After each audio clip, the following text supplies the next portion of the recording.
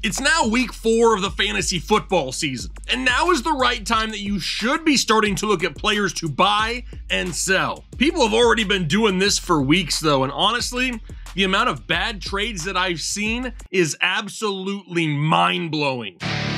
Yep, that's right. In today's show, we're going to be talking about players that we can buy low and sell high. But it was really important to us at least to wait here until week 4 because so many things can really influence a player's performance. Things like weather, an injury, a game script. And that's why we really wait like a minimum of 3 weeks because you can't draw a conclusion on a player for an entire year in just one ball game. And the last thing you really want to do in fantasy football is trade away a highly drafted player because you've panicked and you didn't even get good value in return. Think of it like this.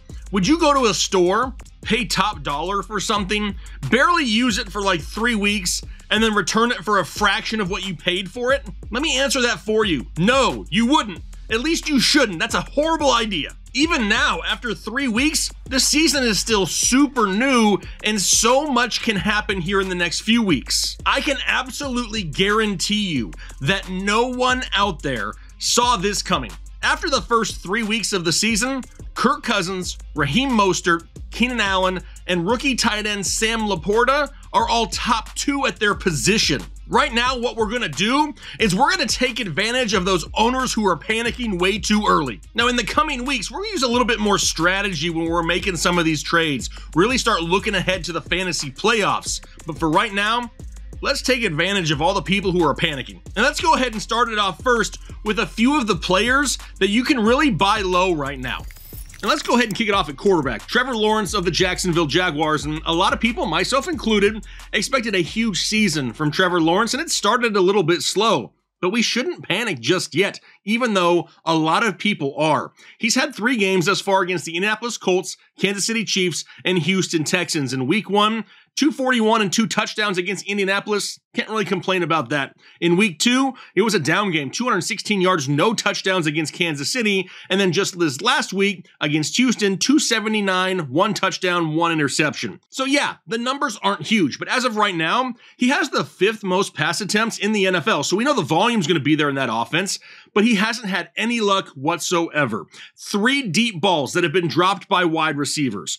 2 fumbles by pass catchers that have absolutely killed drives. And he's thrown 4 touchdowns that were all brought back because the receiver couldn't get 2 feet in bounds. If anything, right now, this guy is just suffering from some serious bad luck. But so is Calvin Ridley, his top wide receiver. I mean, he's now missed offensive snaps in back-to-back games just due to being banged up a little bit. He's still another buy low guy for me as well. He's another one of those wide receivers that's had a few touchdowns called back or where he couldn't get 2 feet in bounds. If he scores a couple of those, we're not even worried about Calvin Ridley whatsoever. What about in week 3? He didn't have Zay Jones. That's not going to help Trevor Lawrence. And then that matchup in week 2 against Kansas City. A lot of people look at it as like, man, he should have done better. But Kansas City's defense has played really good here to start the year, and they're allowing the 4th fewest points to opponents. Yes, it could definitely have been better for Trevor Lawrence, but that's a difficult matchup. I'm not absolutely panicking, and if somebody in your league is, I have no problem going and getting Trevor Lawrence.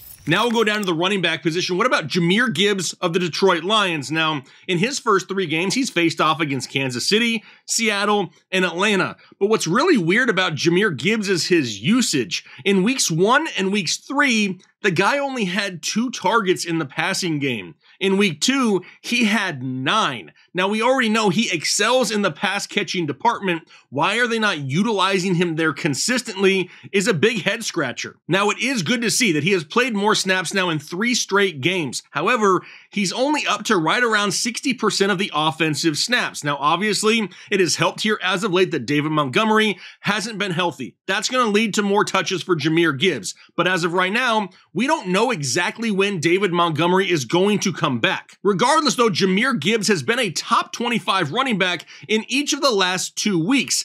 His second half schedule is way better, and owners are already panicking because they expected this guy to come out hot to start the year. Detroit really seems to kind of be bringing him along slowly, Pretty similar to what Atlanta's doing with Bijan Robinson. It's caught a lot of people by surprise. They expected more volume and they expected more production 3 weeks into the season, and a lot of people already jumping ship. I have no issues buying Jahmyr Gibbs low. How about another running back, Josh Jacobs? Now, in his first 3 games this season, he's faced off against the Denver Broncos, the Buffalo Bills, and the Pittsburgh Steelers. In week 1, dude saw a lot of volume. He had 21 touches. Week 2, pretty difficult game. 9 carries for -2 yards. That's no bueno. And then last week against Pittsburgh, he had 20 total touches, 17 carries, and 3 receptions. But a lot of people have forgotten that this guy didn't play anything in the preseason. This has basically been his preseason to start the season. He's still averaging over 20 touches a game, and visually on the field looks a lot better week after week. I definitely expect Josh Jacobs to start to get rolling here as we get into the middle of the season. Another guy people are panicking about. I'll go and buy low on Josh Jacobs, just like I will for Derrick Henry as well. I know a lot of you out there, man, Derrick Henry, he's old and he's washed. Really? Because in the first 3 weeks of the season, he's faced off against New Orleans, the Chargers, and the Browns. Look at week 2. He had a total of 28 touches. That sounds like vintage Henry, right? In week 1, he saw 17 touches and 56 yards receiving. But what really piques a lot of people's interest is what happened to him in week 3. 11 carries for 20 yards, outsnapped by Tyjae Spears, and everybody's like, the sky is falling. How about Cleveland being the #1 overall defense in the NFL? They're not very easy to run on. How about his matchup in week 1 against New Orleans? Right now, they're top 12 against opposing running backs. He's still on pace for over 300 touches. He's finished inside the top 16 at the position in 2 of the 3 weeks so far this year. He's currently still running back 14, and people are flipping their lids because of last week's performance against the best defense in football. Now, I will openly admit, he is not 100% healthy, but this isn't a serious enough injury to where we're worried about him all season long. Honestly, this is something else. I personally wouldn't be surprised if at some point this season, he's traded before the trade deadline to a contender. I know that may sound crazy, but Tennessee may not have anything to play for, and instead of Derrick Henry just walking at some point, maybe try to get something from him. I'm not saying that's overly likely, but would it surprise me? No, and it can only help Derrick Henry, right? So I have no issues buying the king low whatsoever. How about a couple wide receivers? Let's start off with Jakobi Meyers of the Las Vegas Raiders. Remember, they played against Denver, Buffalo, and Pittsburgh. But he has 22 targets in the 2 games he's played. 10 in week 1, 12 in week 3. He missed week 2 due to a concussion. But this team is going to be playing from behind a lot. And almost all the defensive attention is going the way of Devontae Adams and Josh Jacobs. But a lot of people are lazy, and they only look at box scores, and they see the numbers may be a little bit lower for Jakobi Meyers, but they don't realize it's because he missed a game. Now, obviously, he's not somebody who's going to be coveted heavily,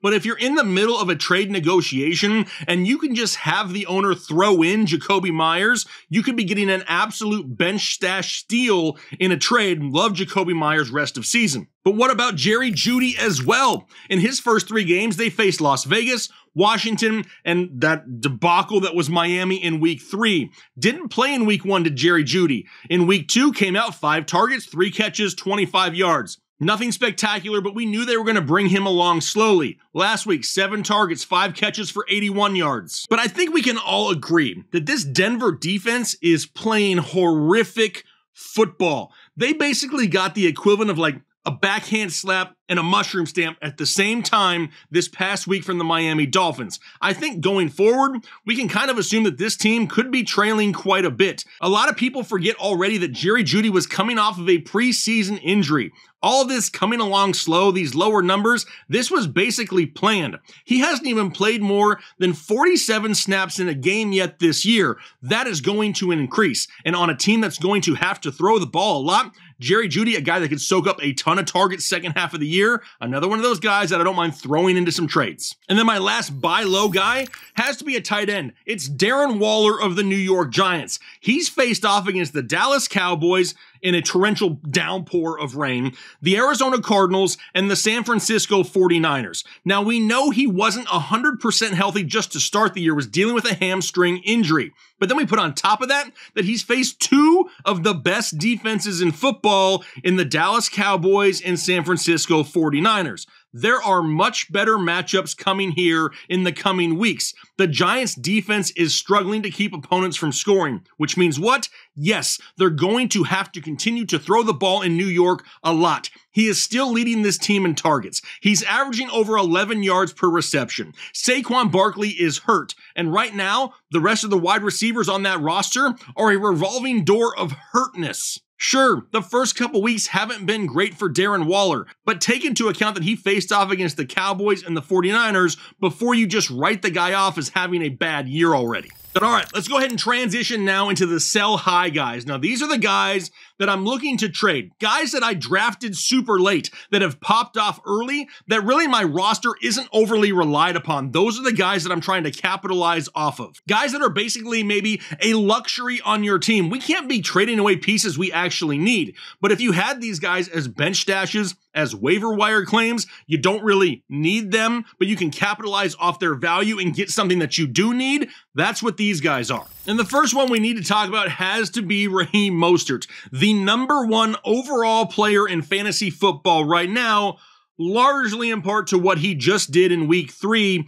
13 carries, 82 yards, 3 touchdowns on the ground, 7 targets, 7 receptions, 60 yards receiving, and a touchdown through the air, 4 touchdowns on the day, and all of a sudden, this guy is putting up almost video game style numbers. But should we get overly excited about it? Sure, right now it's helping our fantasy teams if we're starting him, but this guy has been in the league since 2015 and only once has played a full season. He's constantly dealing with injuries throughout his career. He's never had more than 212 touches in a season. Only has 6 games in his career with 100 or more yards rushing. His value will never be higher than it is right now. We have to expect that Devon Achane and at some point Jeff Wilson Jr. in this backfield are still going to get touches weekly.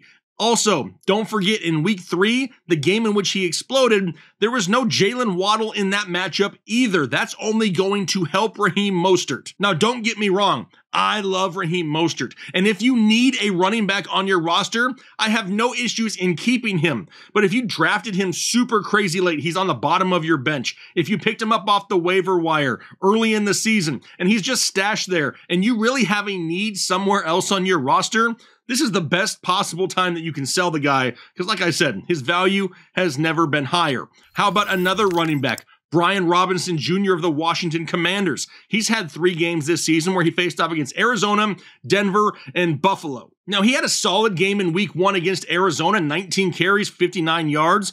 1 reception for 7 yards, but it resulted in a touchdown, so that helps. Week 2 against Denver, whose defense absolutely blows. He got 87 yards rushing and 2 touchdowns on the ground there, added 2 receptions for 42 yards and a 2-point conversion through the air.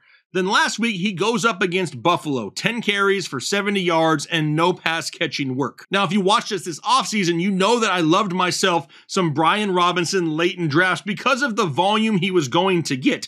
But even this start that we've seen so far has exceeded all of my expectations. He's going to be a touchdown-dependent running back for the remainder of the year. Now, we haven't really seen a whole lot of Antonio Gibson just yet, but at some point, maybe we do. And Brian Robinson's value, being that touchdown dependent, could really hurt us. Right now, he's still sitting right around 4 yards per carry for his career. He's not overly explosive. He requires volume. But right now, he's currently running back 6 overall. And like I said, his value is super high. You can flip him if you don't need him on your roster for a solid piece right now for sure. What about Zach Moss? We can discuss him as well. Missed the first week of the season, and then the last 2 weeks going up against Houston and Baltimore has had great days. He had 122 yards rushing just in week 3.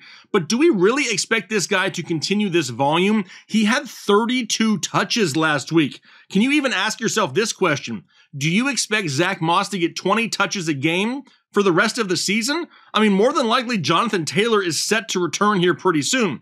Do we really know what that's going to look like? Probably not, but I think we can all agree that Jonathan Taylor is better than Zach Moss. And I really think we can look at some things that have happened here lately that point to why he's getting the success he's getting. Anthony Richardson, he didn't play in week 3. That led to more rushing volume of Zach Moss. What about the receiving touchdown he had? It was basically a broken play, and he just happened to turn around, get lucky, and have the ball fall directly into his lap. That's not something we can count on hardly at all. Now, even though Zach Moss ended last year pretty strong, has started off pretty good this year, I don't expect this to continue all year long, which means at this point, while he's running back 11 overall, this is the perfect time to sell him if you have someone who's in dire need of a running back. Remember, once Jonathan Taylor returns, the value of Zach Moss is going to absolutely tank. I try to get something from him now if I possibly can. And then we'll talk about a couple wide receivers. The first one up, Deebo Samuel of the San Francisco 49ers. In his first 3 games of the season, has faced off against Pittsburgh,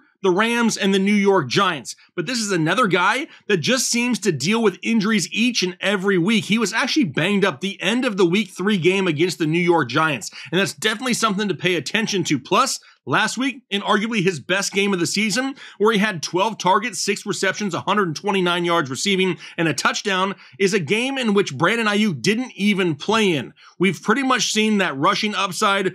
It's vanished for the most part. In week 2, he did have 5 carries for 38 yards and a touchdown, which is great, but he's not getting weekly rushing work, so we can't really count on that weekly. But most importantly, look at his upcoming schedule. He's got games coming up against Dallas and Cleveland where he could definitely be limited. This could be the time to sell high, get something in return, and really capitalize off these big games he's had to start the season. And then lastly, what about Tank Dell, wide receiver of the Houston Texans? This guy right now, currently wide receiver 8 overall, and has exploded over the last 2 weeks. In week 2, had 7 catches for 72 yards and a touchdown. And then last week against Jacksonville, 145 yards receiving and a touchdown there. This guy is more than likely someone you drafted probably with one of your last round picks or picked up on waivers. Heck, for some people, he's still out there on the waiver wire, but he definitely fits that tag of being a luxury for most people. The wide receiver position in fantasy football is absolutely jam-packed full of options. Tank Dell and the hype surrounding him can really return a great player for your team right now. Maybe you have a hole somewhere else, quarterback, running back, tight end. Tank Dell is now your opportunity to upgrade a position of need for your roster. Just be sure to do your part and add that little extra sales pitch to really get people to bite in. Now, does this mean that I don't think Tank Dell is going to have a good season? Honestly, I think Tank Dell is going to have a pretty good season. And maybe you could kind of spin this another way as well. Maybe you already have 3 or 4 wide receivers ahead of him. A bigger name guy that you can really flip for something else, and then you can really become reliant on Tank Dell. I don't hate that either, but he definitely has a lot of value that I'm trying to sell high on if possible, if I have needs. All right, so those are the players that we're looking to buy low and sell high on right now. We're going to continue to do these videos every couple weeks in season, so we're really starting to prepare our team for a playoff run. Now, maybe there's other players out there that you would consider a buy low or sell high candidate that weren't mentioned in this video. Don't worry, just leave a comment down below. I will do my best to get to as many comments as I possibly can on this video. Now, if you enjoyed today's content, do me a favor, hit the like button and consider subscribing if you haven't already. In case you haven't noticed, we're getting dangerously close to 200,000 subscribers. If you could help us get there, we would greatly appreciate it. But for now, I'm going to get out of here for the day. Hopefully you enjoy the rest of your day and then do your part to make the world a better place.